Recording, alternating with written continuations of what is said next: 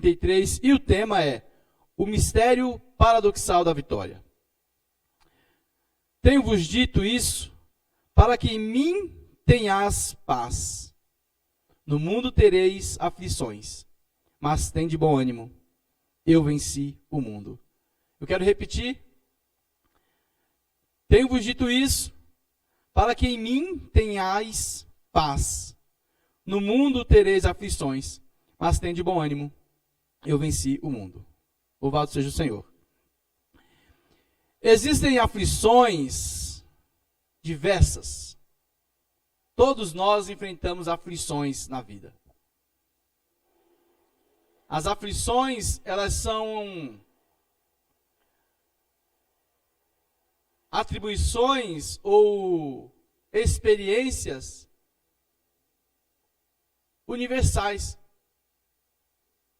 Todos sofrem aflições. Todos. Não tem ninguém que passe pela vida sem enfrentar ou sofrer com aflição. Tem um homem de Deus que ele deixou uma frase dizendo o seguinte: Deus só teve um filho, homem, que nunca pecou. Mas não teve nenhum que nunca sofreu. Ou seja, nenhum que nunca viveu uma aflição. Todos. Aflições fazem parte da vida. Vejam, existem as aflições consequenciais. Quais são elas? São aquelas que são resultado de atitudes erradas, nossas, ou de outra pessoa contra nós. Por exemplo, uma demissão inesperada em um momento economicamente triste. É uma aflição que a gente vive. Além de ter sido demitido, vem a aflição do medo do que pode acontecer conosco, com a nossa vida como um todo, já que economicamente nós somos pegos de surpresa. Agora, essas aflições que enfrentamos, elas podem ter sido resultado de algum erro que nós cometemos. De repente trabalhávamos em uma empresa, falhamos em alguma coisa e fomos demitidos. Como pode ocorrer também de outra forma? Você trabalhava dedicado ou dedicadamente, uma pessoa esforçada que fazia a sua parte, e por causa de uma influência de outra pessoa, você foi demitido. Isso pode ocorrer. De qualquer forma, haverá uma aflição. Seja por consequência do meu erro, ou seja por consequência da atitude errada de alguém contra nós. Então chamaríamos isso de aflições consequenciais. Por quê?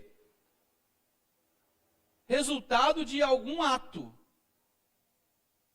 nosso ou de alguém, consequência de alguma atitude que nos levou a vivenciar uma aflição.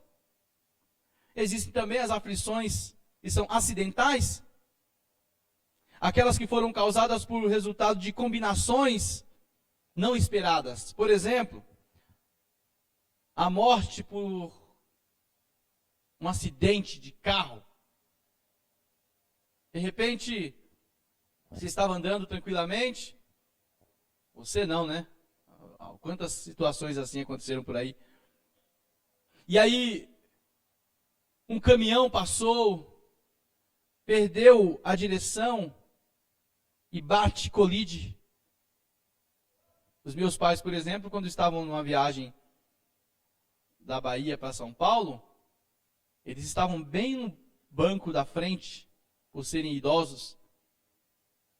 E um caminhão que transportava madeira no sentido contrário perdeu a direção, invadiu a contramão e colidiu com o ônibus. Isso em alta velocidade. Minha mãe foi uma das pessoas que ficaram com ferimentos mais graves. Minha mãe e mais 2 pessoas. Infelizmente, nós tivemos um óbito que foi a do motorista do caminhão. Isso já tem um tempo. Não foi agora, né? Às vezes quem está assistindo ou quem não conhece pensa que acabou de ocorrer. Não, já tem anos que aconteceu isso. Isso são aflições que nós vivemos que são acidentais, porque é uma combinação de situações não esperadas.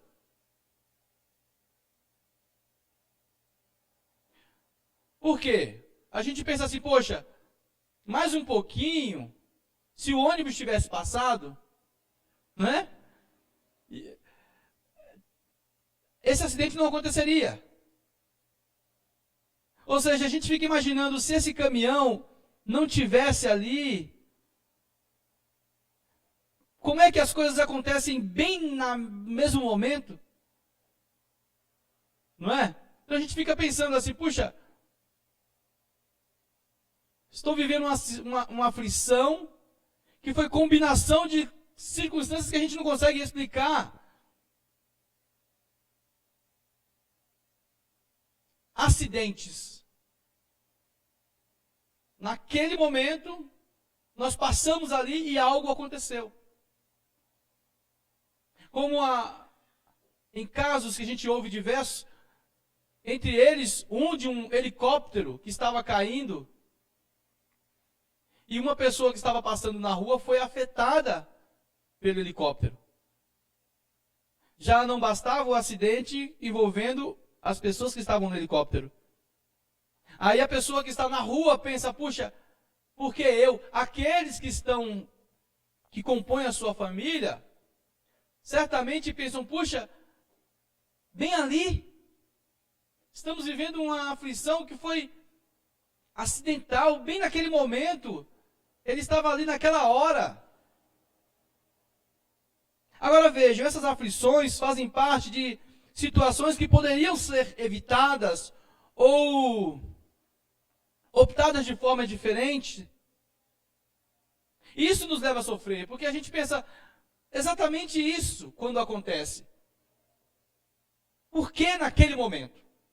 É uma aflição acidental.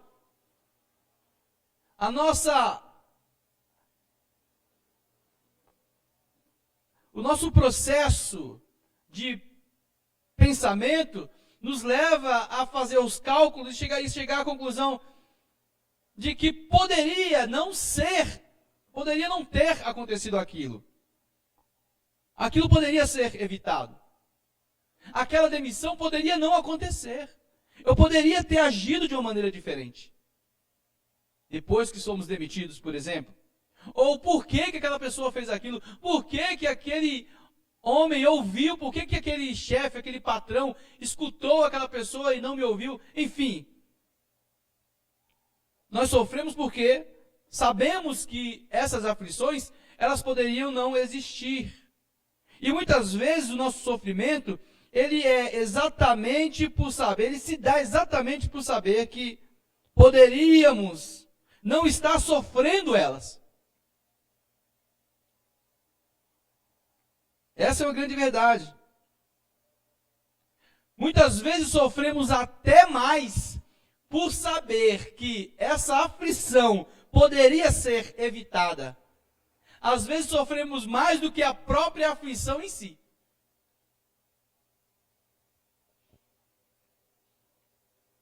Esses são os sentimentos que temos diante de aflições que vivemos. Essas aflições revelam a nossa fraqueza, nossa impotência diante das circunstâncias da vida. E nesses momentos nós vamos até o Senhor para pedir: ajude-me, ajude a minha alma, ou ajuda-me, Senhor, na minha fraqueza. Porque reconhecemos que somos fracos, que sofremos por situações diversas, que nos trazem aflições, e quando passamos por isso, nós percebemos o quão fraco nós somos. Como os nossos sentimentos podem mudar de uma hora para outra. Como de um estado de saúde passamos a sofrer um estado de doença, muitas vezes até mesmo com uma simples notícia. Você está bem aí, tranquilo no teu lugar, aí chega uma notícia que alguém faleceu, ou que um acidente envolvendo um parente seu acabou de acontecer. Naquele momento tudo muda dentro de nós, sentimos uma pressão, uma dor, muitas pessoas até desmaiam, ou olha, elas não receberam nenhum tipo de ataque em seu corpo, mas é como se tivesse sentido na alma, e ela sente dor, a pressão cai, não é isso? A pessoa desmaia, porque nós somos muito mais do que um corpo. Então adoecemos. Percebemos como somos fracos. E nesse momento nós temos que ir até o Senhor, para clamar a Ele, e dizer, ajuda na minha fraqueza. Agora vejam o texto que nós acabamos de ler, no mundo tereis aflições, mas tem de bom ânimo, eu venci o mundo. Trata-se de outro tipo de aflição.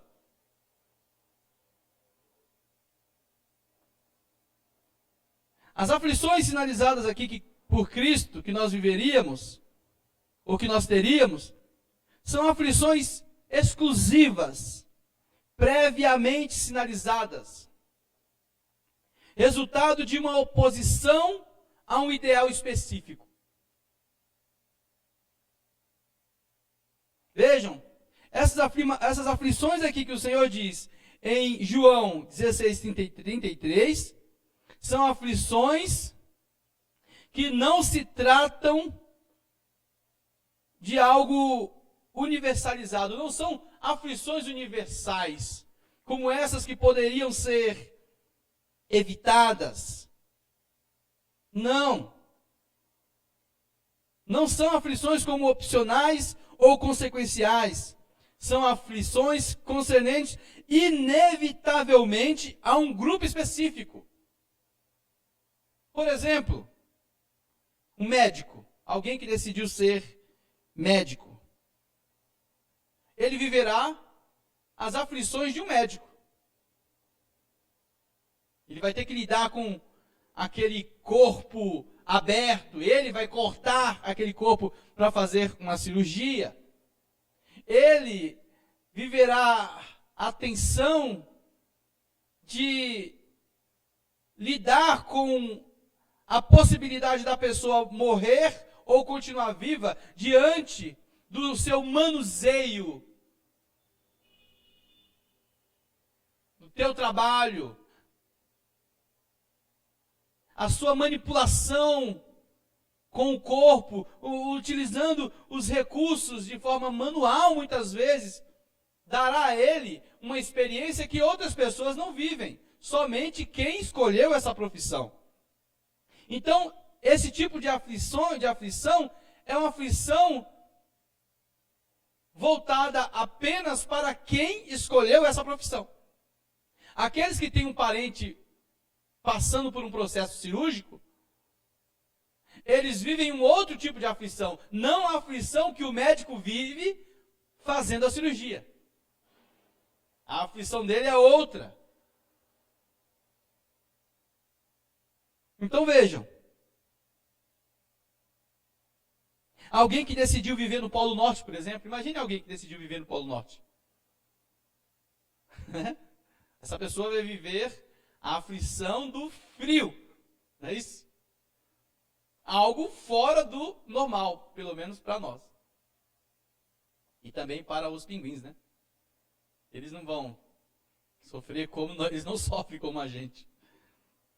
Mas se um ser humano decide viver lá, ele viverá as aflições da temperatura naquele lugar. Nós não, vemos outro tipo de aflições, no que diz respeito à temperatura. Eu, por exemplo, ficava muito aflito quando viemos para São Paulo. Nós morávamos na Bahia, quando viemos para São Paulo, não foi nada fácil, porque em 88 o frio aqui era muito mais intenso do que hoje. Né? Você saía nas ruas, você não sabia quem estava fumando e quem estava respirando, porque a fumaça saía naturalmente assim da boca das pessoas quando elas respiravam.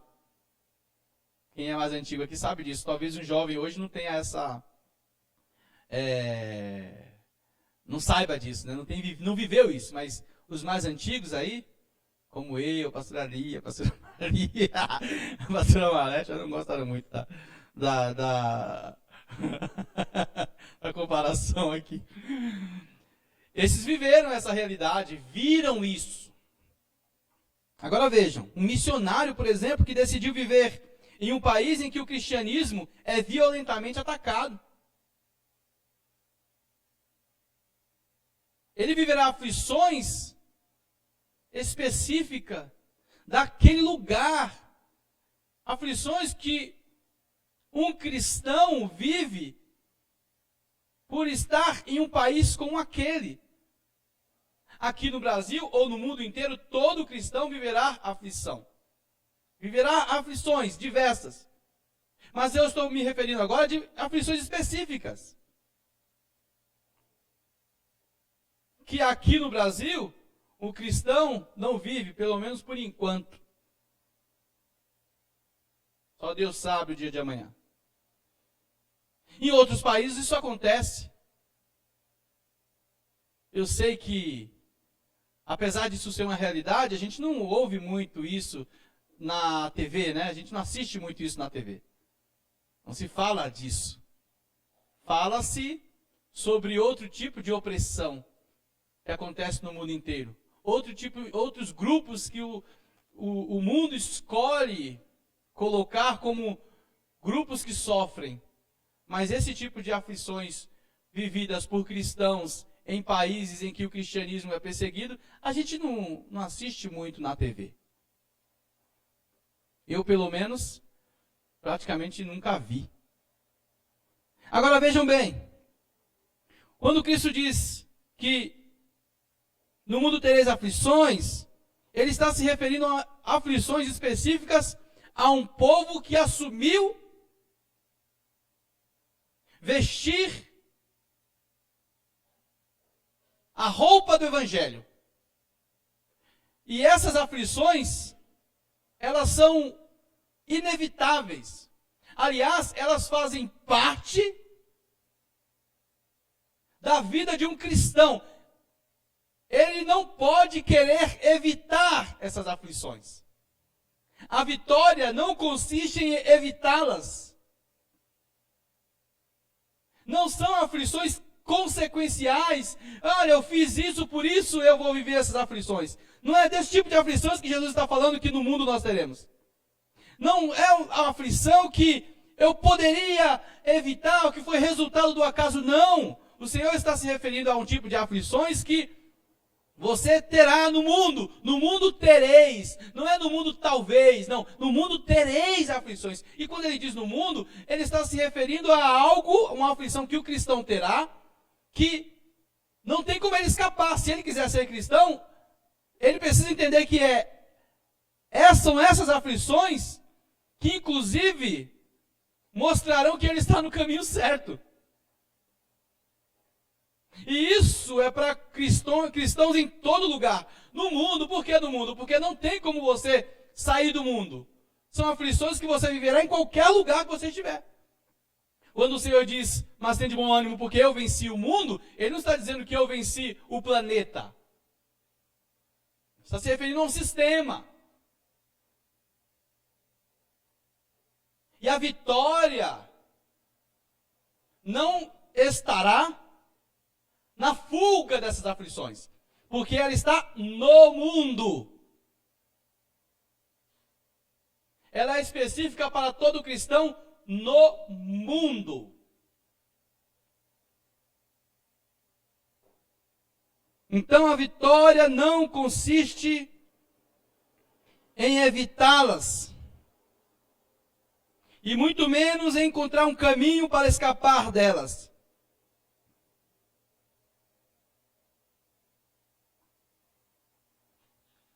É um sistema que todo cristão enfrentará. Faz parte. No mundo tereis aflições. Essas aflições, elas não nos mostram um caminho para evitá-las. Antes, ela aponta para uma vitória como o único meio de alcançar essa conquista. E qual é o único meio de alcançar essa conquista? Já que não é evitar essas aflições. E o Senhor vai dizer, mas eu venci o mundo. Ou seja, Ele diz, a vitória de vocês é olhar para mim. Eu venci o mundo. Ele não dá outra opção para vencer.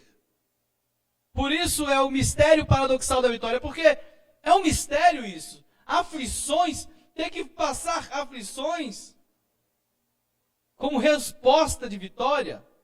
Pois é. Vejam bem, por que essas aflições foram delegadas aos servos do Senhor? E eu vou ler alguns textos com vocês aqui. São aflições ministeriais. Timóteo, capítulo 4, versos... 2 Timóteo 4, versos 5. Diz assim. 2 Timóteo 4, 5. Diz assim: mas tu, sê sóbrio em tudo, sofre as aflições, faze a obra de um evangelista, cumpre o teu ministério. Veja, o apóstolo Paulo está falando que ele tem que fazer isso. Tu sofre as aflições. Ele não está dizendo, tu encontre um caminho para fugir dela. Viva de maneira que você não tenha que passar por elas. Ele não está se referindo a aflições universais. Ele está se referindo a aflições reservadas a um ministério. Cumpre o teu ministério. Nesse ministério, essas aflições estão contidas. Então Paulo está dizendo, tu sofre essas aflições. Cumpre o teu ministério. Ou seja, sem essas aflições não existe ministério. Porque são aflições específicas para todo aquele que aceitou o ideal de Cristo. Não tem como escapar delas. Só escapa delas quem não aceitou esse ideal de Cristo. Vejam, são aflições, ainda em 2 Timóteo, capítulo 1, versículo 8. Veja que não são aflições que revelam a nossa fraqueza. Diferente das outras aflições, são aflições que revelam o poder de Deus. Capítulo 1 de 2 Timóteo, versículo 8, diz assim: portanto, não te envergonhes do testemunho de nosso Senhor, nem de mim, que sou prisioneiro seu ainda. Antes, participa das aflições do Evangelho, segundo o poder de Deus. Vejam, mais uma vez ele afirma, esse Evangelho que é poder de Deus, essas aflições revelarão o poder de Deus, e não a sua fraqueza. Tem aflições que nós passamos, que revelam as nossas fraquezas. Poderiam não ter acontecido, ou foram consequenciais, circunstanciais, mas as aflições do Evangelho são aflições que revelam o poder de Deus. Que inclusive, o apóstolo diz, não se envergonhe disso. E ele ainda incentiva, ele diz, mas participa, ou seja, você tem que estar junto. São aflições que, no cristão, quando ele se afasta dela, ele se torna um covarde. Ele se torna alguém que está se excluindo de viver o que foi ordenado. Então, essa aflição, ela revela o poder de Deus e não a fraqueza. Como Jesus, ele disse que a alma dele estava aflita. Então ele disse, mas o que direi eu e eu? Livra-me dessa hora? Não, porque para isso eu vim.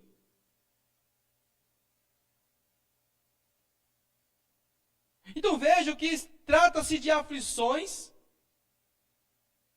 exclusivas, que ao invés de revelar fraqueza, revela o poder de Deus. Por isso são importantes. 2 Coríntios, capítulo 1. 2 Coríntios, capítulo 1, verso 6. Diz assim: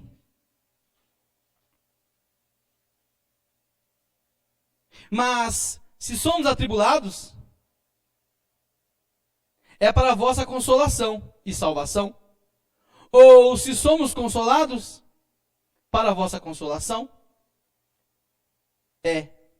a qual se opera, suportando com paciência as mesmas aflições que nós também padecemos. Então vejam, aflições que revelam consolo e salvação. Aflições que levam ao consolo e salvação. Ele está dizendo que tem aflições que o cristão vive, que ao invés de os outros cristãos olhar para ele com aquele olhar de dó e de pena, aquilo cria ainda mais consolo.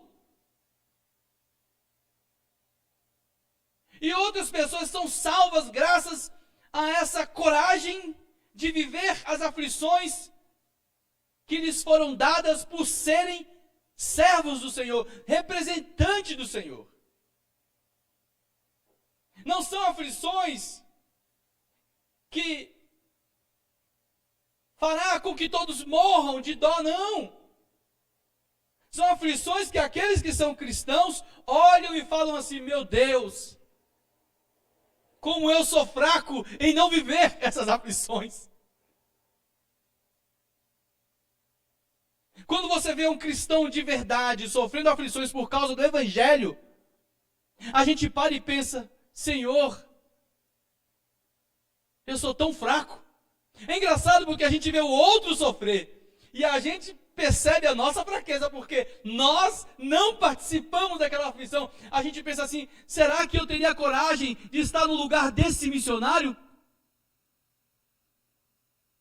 Dessa missionária?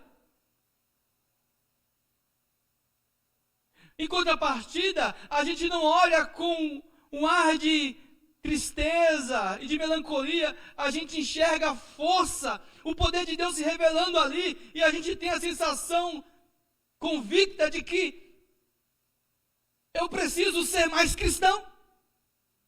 Quando a gente olha para determinadas aflições vividas por servos do Senhor. Então vejam, Hebreus capítulo 10, versículo 32.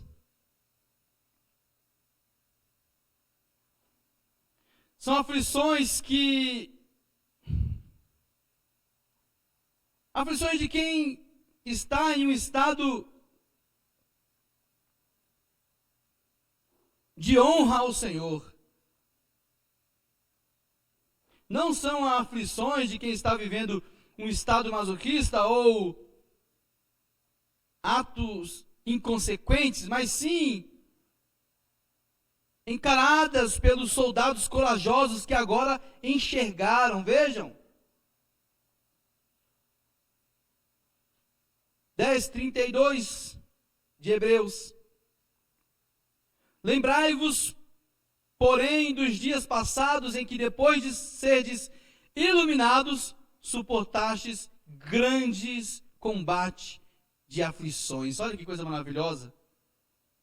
Algumas pessoas olham e falam assim: isso é uma loucura, sofrer por causa... Você acha que Jesus quer alguém sofrendo por causa disso? Não precisa enfrentar esse tipo de luta, não. Encarar isso só porque é cristão. Mas, enquanto uns acreditam que essas aflições vividas pelos escolhidos do Senhor, elas são resultado de um fanatismo, de uma cegueira, o que é revelado aqui é o contrário, é o oposto. Você passa depois de ter sido iluminado. Depois que você enxergou, você fala assim: não, esse é o meu caminho. Não é resultado de uma cegueira, pelo contrário, são aflições que somente quem teve os seus olhos abertos passaram a enfrentar.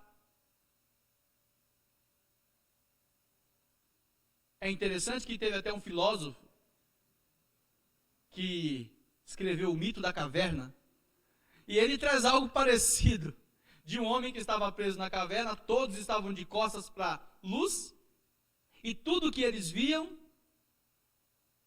era apenas resultado da manipulação do que estava acontecendo lá fora. Um homem saiu dali e conseguiu escapar e tentou fugir.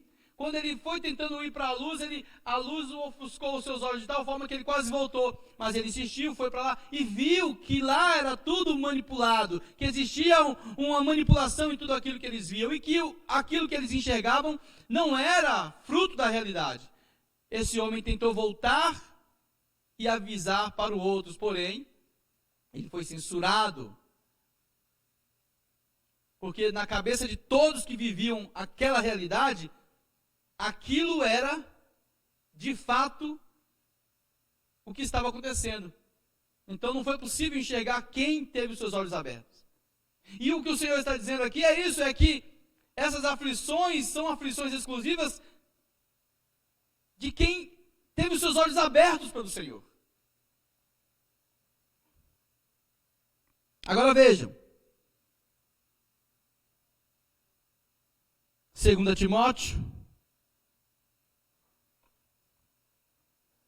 Timóteo, capítulo 3, versículo 10 e 11.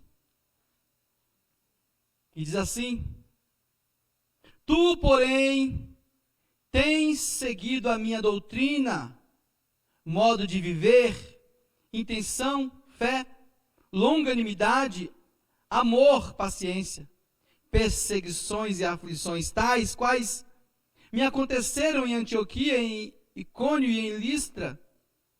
Quantas perseguições sofri, e o Senhor de todas me livrou. Observe que aqui tem uma outra revelação, que são aflições que revelam o livramento contínuo do Senhor à sua igreja. Você enxerga tudo o que o Senhor fez te livrando dessas aflições. Você olha para trás e percebe tudo que você passou, as lutas, as barreiras, em nome do Senhor. Mas você percebe também que Ele esteve com você o tempo todo te livrando. Ao contrário de quem enxerga que a vida foi um caos, aqueles que enfrentaram essas aflições em nome do Senhor, eles percebem que só superaram por causa do Senhor. Ou você acha que Sadraque, Mesaque e Abednego não sentiu nenhum tipo de aflição quando foram lançados na fornalha? Ou vocês acham que Daniel não teve nenhum tipo de aflição quando foi colocado nas covas dos leões? Na hora que eles foram, ou até antes, quando já existia ameaça de serem julgados, certamente a aflição veio aos seus corações. Porém, eles tiveram a certeza de que o Senhor os livrou de todas. Não são aflições que revelam derrota, são aflições que revelam a vitória do povo de Deus.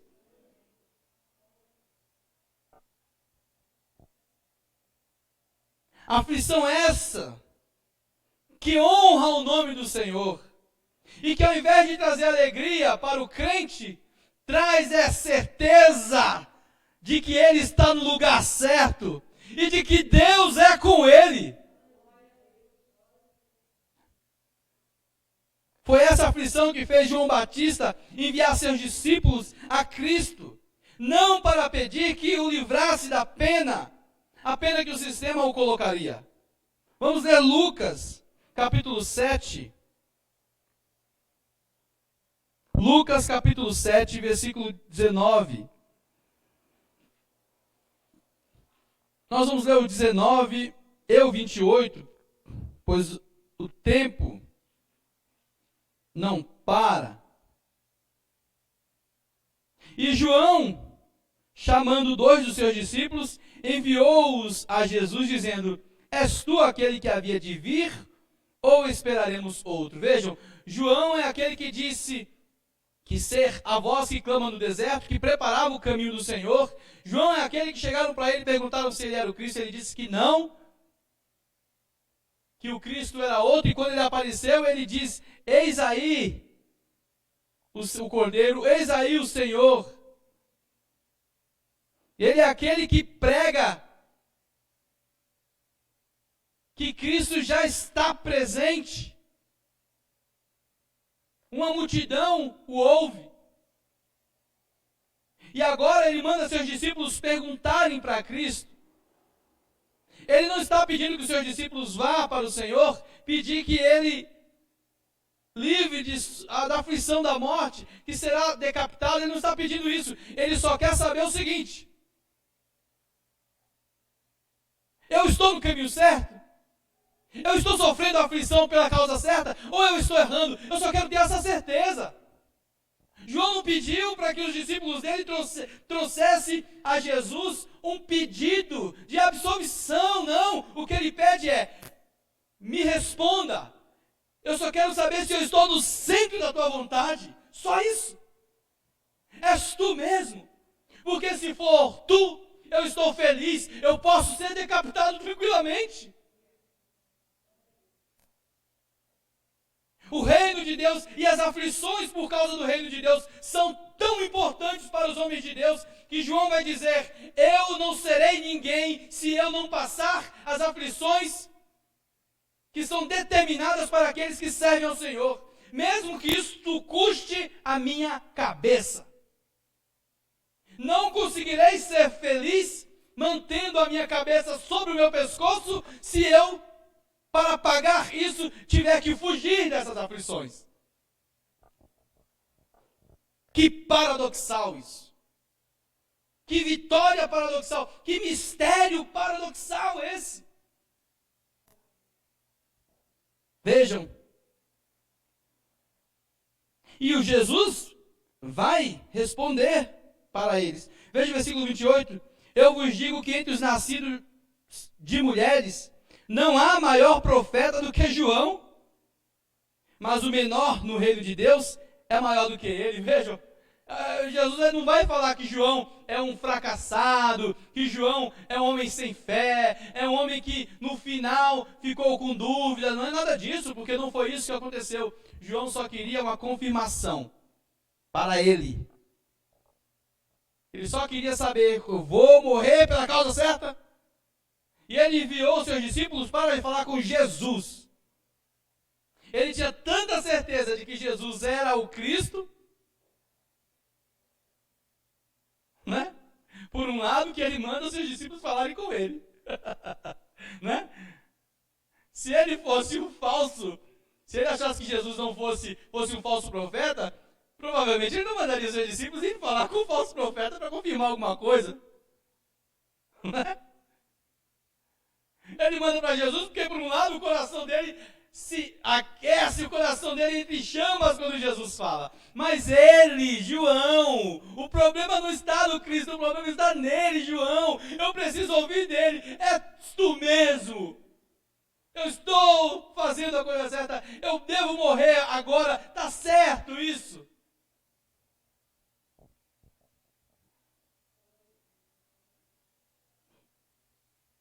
Então, João, que nós lemos aqui, 16, 33. O Senhor vai falar que nós enfrentaremos essas aflições. Essas aflições haverá para esse grupo específico. Não se trata de um grupo que vai na igreja apenas. Se trata de um grupo que aceitou a Jesus Cristo.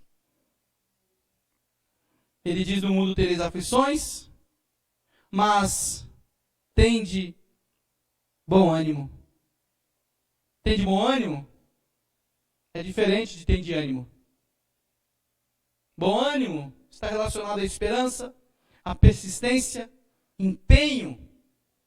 Isso é diferente de ter ânimo. Ânimo é quando você é convidado para ir a uma festa agradável. Ali haverá prazer. Então você se prepara. Se prepara para participar daquela festa.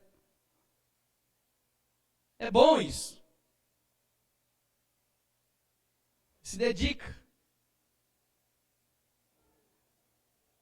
a comprar uma boa roupa, a pegar uma fila enorme, a pagar o dinheiro com seu cartão, fazer dívida para comprar uma roupa, para que você participe daquele momento feliz. Isso é ânimo. A gente gasta com muito ânimo. Mas bom ânimo é diferente. Bom ânimo é quando eu insisto na missão, mesmo quando eu estou desanimado, você entende? É diferente. Mas eu estou convicto de que eu não posso deixar de fazer isso. Porque o futuro meu e dos meus amados estão envolvidos nisso. É como quando você está cansado, se sentindo fraco, desanimado, até mesmo para ir para a igreja. Porque a comunhão com Cristo está te trazendo um peso e muitos problemas. E você fala: poxa, bem que eu podia não ir hoje. Mas você fala: não, eu não posso deixar de louvar o Senhor. É isso que me fortalece, eu preciso dele. E você vai até a casa do Senhor, mesmo desanimado, entende? Porque nem sempre nós vamos para a casa do Senhor com muito ânimo. Não é sempre que a gente diz assim, ó, alegrei-me quando me disseram, vamos à casa do Senhor. Não é sempre. Tem momentos que nós vamos com muitas dificuldades, com muitas barreiras. Chegamos chorando, chegamos tristes, mas sabemos que o Senhor diz que é lá que Ele ordena a bênção. Então nós vamos, não só por causa da bênção, mas porque nós estaremos juntos com Ele.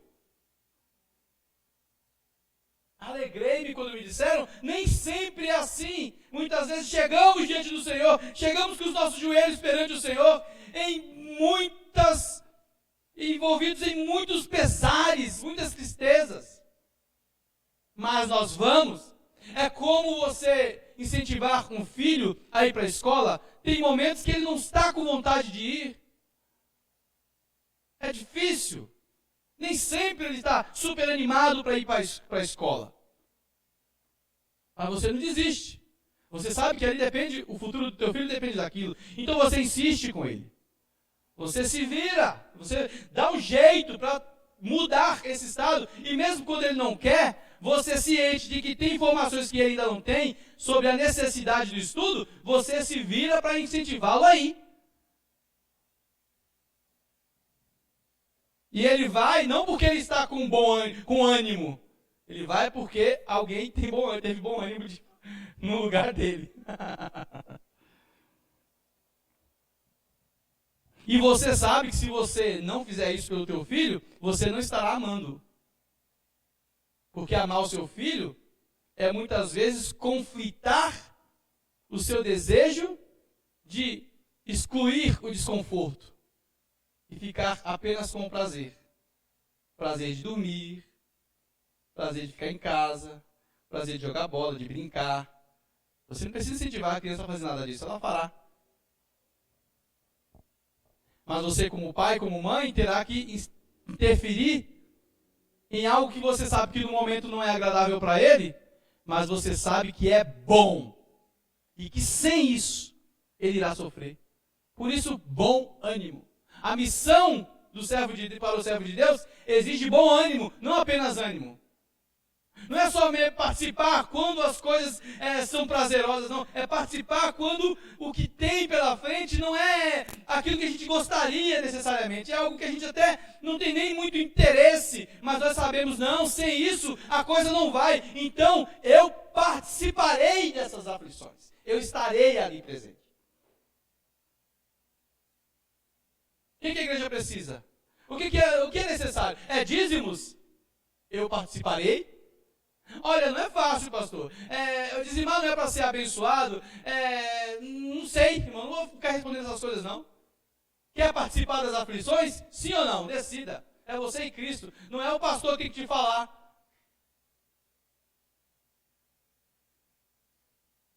Quer participar das aflições de limpeza da igreja? Você que decide se você quer participar ou não. Se você não quiser participar, não participe. Mas tem aflições.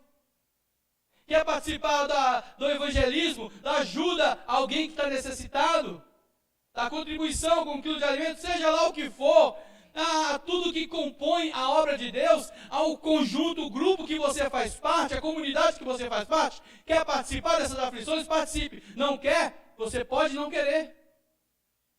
Porém,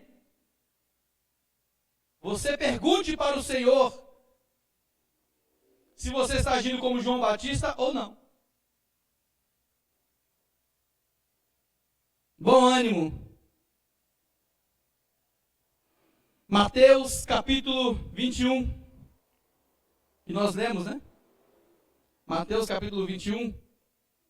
Não lemos ainda. 28. Diz assim. Uma parábola que Jesus contou sobre ter bom ânimo, né? O foco aqui, na verdade, é mostrar bom ânimo. Mas, o que vos parece? Um homem tinha 2 filhos, e dirigindo-se ao primeiro, disse, filho, vai trabalhar hoje na minha vinha? Ele, porém, respondendo, disse, não quero. Mas, depois, arrependendo-se, foi. Então, vejam, o pai disse para aquele filho, filho, vai trabalhar na minha vinha, e ele não estava com muita vontade. Quando o pai falou, ele disse, eu não quero, pai. Ele não disse assim, eu não vou, ele disse, eu não quero. E nem sempre a gente quer, nem tudo a gente quer. Mas ele se arrependeu e falou, não, eu vou. Dirigindo-se ao segundo, falou-lhe de igual modo. E respondendo, disse, eu vou, Senhor. E não foi. Esse foi o contrário. Ele nem respondeu se ele queria ou não queria, ele só disse que iria. Mas ele não tem compromisso com a palavra e ele até responde para evitar conflito, porque ele já está decidido a não participar. Então ele disse, eu não vou, não foi. Aí Jesus vai falar, qual dos 2 fez a vontade do Pai? Disseram-lhe eles, o primeiro. Disse-lhe Jesus, em verdade vos digo que os publicanos e meretrizes entram adiante de vós no reino de Deus. Olha o que Jesus vai falar.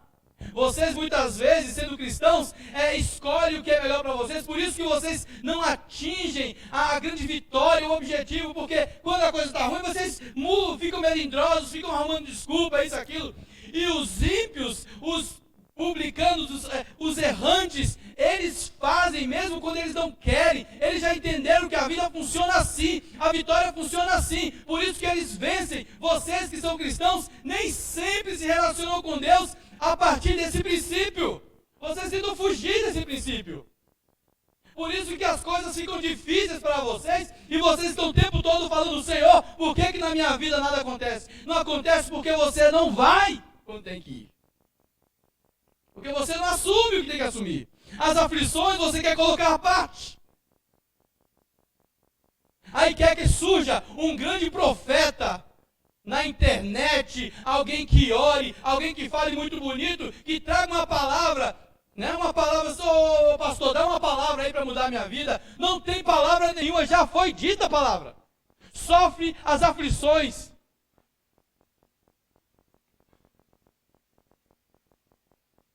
E aí Jesus vai dizer, porque João veio a vós do caminho de justiça, e não o credes, mas os publicanos e as meretrizes o creram. Vós, porém, vendo isso, nem depois vos arrependeste para crer. Então vejam, vocês sabendo de tudo, nem sabendo o que deveria ter feito durante tanto tempo de evangelho, nunca participou, nunca se envolveu de coração. Aí chega um publicano, um pecador, uma meretriz, aceita Jesus e a vida dela muda, a vida dele muda por completo. Por quê? Porque eles mergulham. E você acha que é o primeiro amor, né? Ah, isso é o primeiro amor. Como se o primeiro amor fosse fruto de uma ilusão. Não é ilusão não, meu irmão. Esse primeiro amor é o primeiro amor que nós não devemos sair.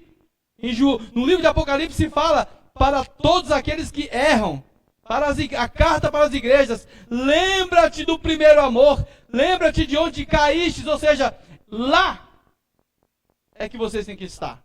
Não é saindo de lá. Vocês não amadurecem saindo desse primeiro amor. Quando você acredita que amadureceu, abandonando o ânimo, abandonando a força, abandonando o empenho, porque acredita ter amadurecido, na verdade você caiu.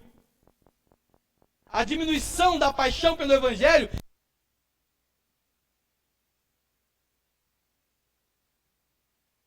de Deus